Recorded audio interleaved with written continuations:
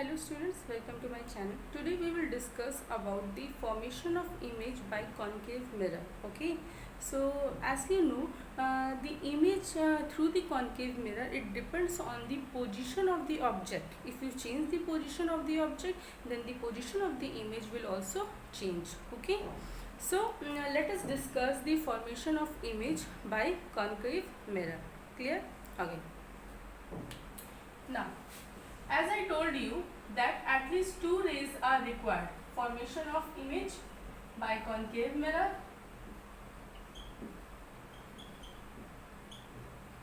At least two rays are required to form a image. The rays where these rays intersect, at that point image will be formed. Okay. So now let's start. First of all, first condition, when the object is placed at infinity. जब object को हम कहाँ place कर रहे हैं?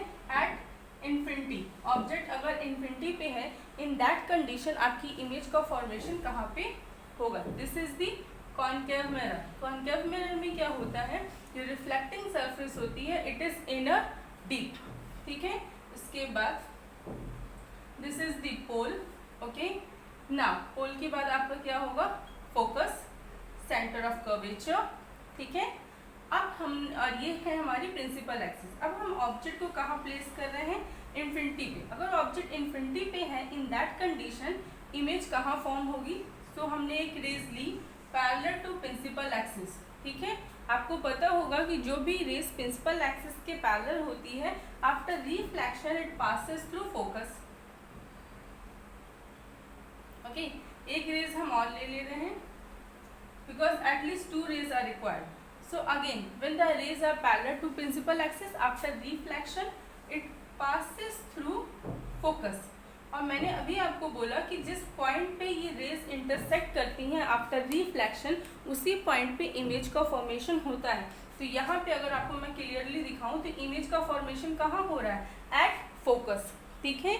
Image formation के बाद आपको इमेज का नेचर, उसका साइज, एवरीथिंग आपको बताना होगा. ठीक है.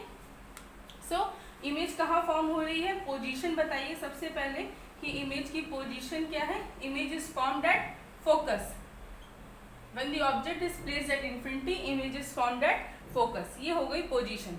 देन आपकी जो इमेज है वो रियल है या वर्चुअल है? तो मैंने कहा था when the actual lines are intersecting, जब एक्चुअली लाइंस इंटरसेक्ट करती हैं, इन दैट कंडीशन इमेज जो आपकी होती है वो रियल इमेज होती है. ठीक है. तो यहाँ पे जो आपकी इमेज होगी, इट विल बी रियल. और real image is always inverted, so real and inverted. और ये जो आपको इमेज दिख रही है, इट इज पॉइंट साइज. कैसी इमेज है? Point size. So it is highly diminished. Highly diminished. ठीक है. सो दिस इज अबाउट, मतलब ये हो गया आपका nature of the image, real and inverted, position at focus, और साइज हाईली डिमिनिश्ड. आप यहाँ पे मेंशन कर सकते हो, this is the size, highly diminished and nature. ठीक है. तो अगर हम इमेज फॉर्मेशन बताएंगे तो हमें क्या क्या बताना होगा? आपको बताना होगा पोजीशन, ठीक है, nature and size. Clear? Hopefully आपको इतनी चीज़ें समझ में आ गई होगी. So this is when the object is placed at infinity. Now the second case, when the object is placed beyond focus. जब हम ऑब्जेक्ट को बियॉन्ड फोकस प्लेस करेंगे, फोकस बियॉन्ड फोकस नहीं, बियॉन्ड सेंटर ऑफ कर्वेचर. ठीक है. सो 6 points are there at least. ठीक है. 6 different position पे हम प्लेस कर सकते हैं. So second, when the object is placed beyond centre of curvature. ठीक है. कहाँ पे रख रहे हैं? सेंटर ऑफ कर्वेचर के पीछे. Again this is the concave mirror. Now concave mirror में अगेन आप सारी चीजें ड्रॉ करोगे. यहाँ पे होगा आपका फोकस. ठीक है. Pole, then focus, then centre of curvature. Beyond centre of curvature का मतलब है कि सेंटर ऑफ कर्वेचर, थोड़ा सा तिरछा हो गया, सीधा करके. ठीक है. बियॉन्ड सेंटर ऑफ कर्वेचर का मतलब है कि सेंटर ऑफ कर्वेचर के पीछे जब आप ऑब्जेक्ट को प्लेस करेंगे, इन दैट कंडीशन आपकी इमेज का फॉर्मेशन कहाँ होगा. ठीक है. सो एक रेज अगेन हम ले रहे हैं पैरेलल टू प्रिंसिपल एक्सिस. अगर हम प्रिंसिपल एक्सिस के पैरेलल रेज लेते हैं, it will pass through focus. ठीक है, फोकस से पास हो गई। Second ray you can take from the centre of curvature, ठीक है। ये थोड़ा सा तिरछा हो जा रहा है बिकॉज मैं मार्कर यूज कर रही हूँ, आप स्केल यूज करिएगा तो लाइन बिल्कुल सही एग्जैक्ट बनेगी, ठीक है। तो कोई भी रे सेंटर ऑफ कर्वेचर से पास होती है तो सेंटर ऑफ कर्वेचर पे ही रिटर्न हो जाती है आफ्टर रिफ्लेक्शन, ये मैंने आपको बताया था, ठीक है। तो ये सेंटर ऑफ कर्वेचर पे ही रिटर्न होगी, तो जो इमेज का फॉर्मेशन होगा वो यहाँ होगा, जिस पॉइंट पे इंटरसेक्शन हो रहा है उसी पॉइंट पे इमेज बनेगी, ठीक है। तो अगर आप पोजीशन की बात करेंगे कि पोजीशन क्या है when the object is placed beyond centre of curvature, so position of image is between focus and centre of curvature. जो इमेज बनेगी वो फोकस और सेंटर ऑफ कर्वेचर के बीच में बनेगी, ठीक है। नेचर कैसा होगा, again actually rays are intersecting, actual में जो रेज है वो इंटरसेक्ट कर रही हैं, so here the nature is real. और आपको दिख भी रहा होगा कि ये जो इमेज है वो इन्वर्टेड है ना, ठीक है। इमेज कैसी है, इन्वर्टेड है। अब इन्वर्टेड इमेज है तो हम यहाँ पे मेंशन कर दें रियल एंड इन्वर्टेड। हाँ, अगर किसी को लग रहा हो कि मैम ने थोड़ी सी तिरछी लाइन बनाई है तो मैं सीधा कर देती हूँ उसको, ठीक है। बिकॉज हम मार्कर जब यूज करते हैं तो बिल्कुल स्ट्रेट लाइन बनाना थोड़ा सा मुश्किल होता है, ठीक है। आई होप ये थोड़ा सा अच्छा है, ठीक है। तो अगेन इमेज कहाँ बनेगी, image will form beyond centre of curvature and focus. आप स्केल यूज करिएगा। और एक चीज और याद रखिए कि फोकस से मतलब ये पोल से फोकस की जो बीच की डिस्टेंस होती है इसको हम लोग बोलते हैं फोकल लेंथ, और पोल से सेंटर ऑफ कर्वेचर की बीच की जो डिस्टेंस होती है वो होती है रेडियस। और जो रेडियस ऑफ कर्वेचर होगा, ठीक है, radius is r is equal to 2f, मतलब जितनी लेंथ अगर मान लीजिए ये 1 सेंटीमीटर लेंथ हुई तो पोल से सेंटर ऑफ कर्वेचर की जो लेंथ होगी वो 2 सेंटीमीटर होगी, बिकॉज जो रेडियस ऑफ कर्वेचर है वो 2 टाइम्स ऑफ फोकल लेंथ, जितनी फोकल लेंथ होती है उसका डबल होता है, ठीक है, क्लियर। सो इन नेचर हो गया रियल एंड इन्वर्टेड। जो इमेज बनी है, जितना आपकी ऑब्जेक्ट का साइज है उससे कम इमेज बनी है, ठीक है, उसके साइज उससे स्मॉल है, सो हम कह सकते हैं इमेजेस डिमिनिश्ड। आप इमेज को डिमिनिश्ड बना सकते हो, और you can say smaller than the object, मतलब जितने ऑब्जेक्ट का साइज है उससे स्मॉल, ठीक है, हम ये भी मेंशन कर सकते हैं। So when the object is placed beyond centre of curvature, image is form between centre of curvature and the focus, image is real inverted and diminished, okay. Now the second case is when the object is placed at center of curvature, कि अगर हमने object को centre of curvature के पे ही रख दिया। हम कर क्या रहे हैं, पहले ऑब्जेक्ट हमारा इन्फिनिटी पे था, फिर बियॉन्ड सेंटर ऑफ कर्वेचर आया, अब हम सेंटर ऑफ कर्वेचर पे ही ऑब्जेक्ट को प्लेस कर रहे हैं। मीन्स हम ऑब्जेक्ट को कहाँ लेके आ रहे हैं, मिरर के पास, ठीक है, ऑब्जेक्ट को हम मिरर के पास लेके आ रहे हैं।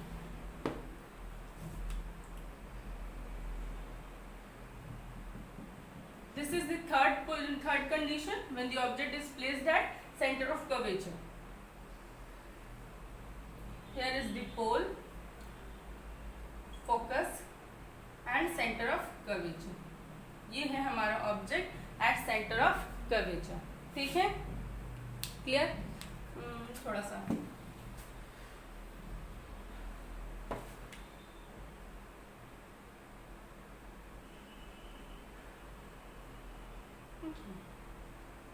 okay, it's quite difficult to draw a straight line, so you just use scale, okay.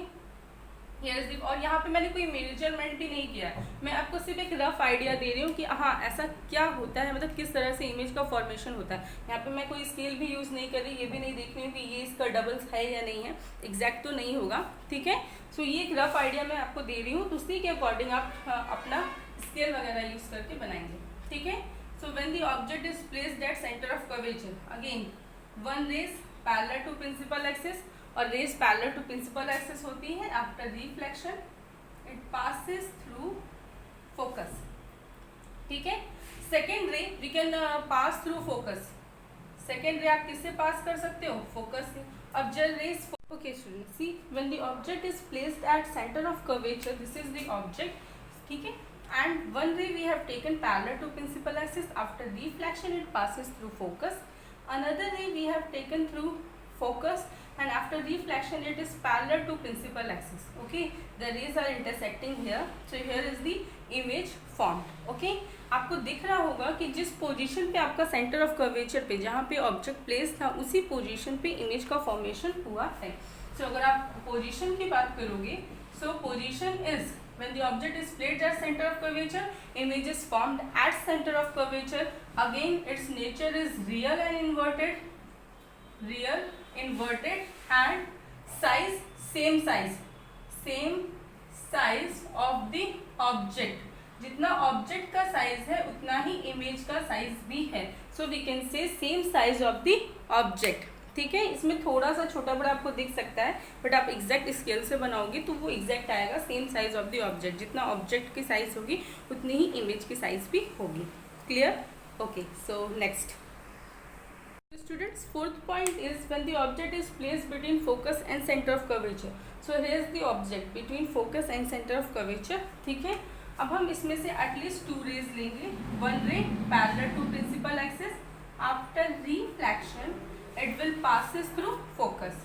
ठीक है, अनदर रे, दूसरी रे आप किससे डाल रहे हो? सेंटर ऑफ कर्वेचर से. तो जो रे सेंटर ऑफ कर्वेचर से जाती है वो सेंटर ऑफ कर्वेचर पे ही रिटर्न हो जाती है ना. इस रेस को और आगे बढ़ाएंगे, यहाँ पे आपकी इमेज फॉर्मेशन होगी. Here is the image. हाँ, ठीक है.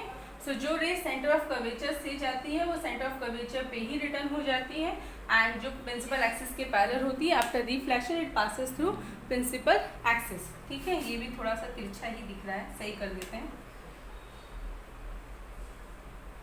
ठीक है, हाँ थोड़ा सा तो मार्कर है, I can't do anything, sorry. ठीक है, मार्कर की वजह से I can't do anything. So here is the image. अब आपको दिख रहा होगा कि जो इमेज है वो इन्वर्टेड है और एक्चुअल में लाइंस इंटरसेक्ट कर रही हैं. That's why this image is real.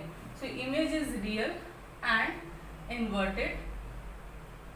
Real image और इन्वर्टेड है. ठीक है, और जब बीच सेंटर ऑफ कर्वेचर और फोकस के बीच में रखा गया है तो इमेज जो बन रही है इट इज बियॉन्ड सी. जो इमेज का फॉर्मेशन हो रहा है इट इज बियॉन्ड सी, सी के पीछे. ठीक है, बियॉन्ड सी आपकी इमेज, सॉरी यू नहीं होगा, it is the image is form beyond C. ठीक है, सी के पीछे इमेज बन रही है और जो इमेज है उसका जो साइज है वो ऑब्जेक्ट से लार्ज है, तो यू कैन से एनलार्ज. ठीक है, एनलार्ज और larger than the object. Image जो बन रही है वो लार्जर देन दी ऑब्जेक्ट है. Clear students? हाँ, ये थोड़ा सा एडजस्ट कर लेना because I am using the marker और मार्कर से बिल्कुल स्ट्रेट लाइन नहीं बना पा रही हूँ. ठीक है, सो इसमें कंफ्यूज नहीं होना, this is just a rough idea. ठीक है, you can use the scale and then draw it. Okay, so the next point is fifth point. अभी हमने ऑब्जेक्ट को कहाँ रखा? पहले ऑब्जेक्ट को हम सेंटर ऑफ कर्वेचर पे रखा था, फिर between centre of curvature and focus. Now The object is placed at focus. अब हम ऑब्जेक्ट को कहाँ प्लेस कर रहे हैं? At focus. Fifth point is when the object is placed at focus. जब ऑब्जेक्ट को हमने कहाँ पे प्लेस कर दिया? फोकस पर. ठीक है,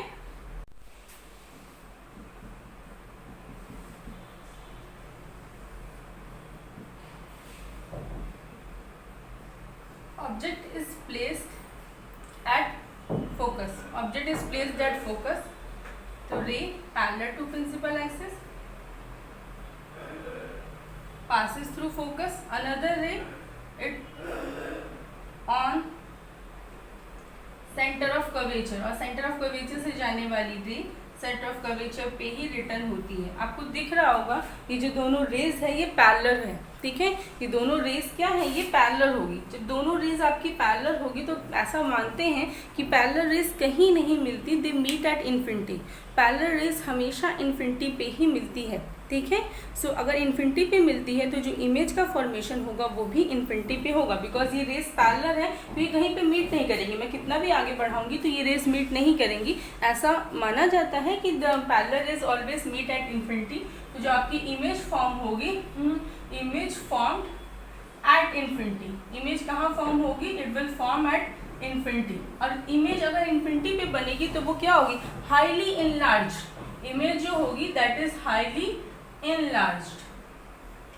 हाईली enlarged. ठीक है, नेचर क्या होगा? Again real and inverted. Because हमने मान लिया कि इन्फिनिटी पे जाके वो रेज इंटरसेक्ट करेंगी, दैट्स वाई जो इमेज होगी it will be real and inverted.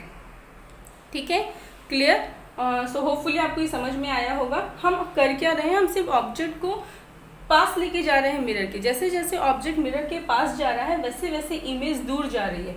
ठीक है, तो नाउ लास्ट पॉइंट, ये लास्ट पॉइंट है, when the object is placed between focus and pole. ठीक है, अब हम लास्ट पॉइंट डिस्कस करेंगे, when the object is placed between focus and pole.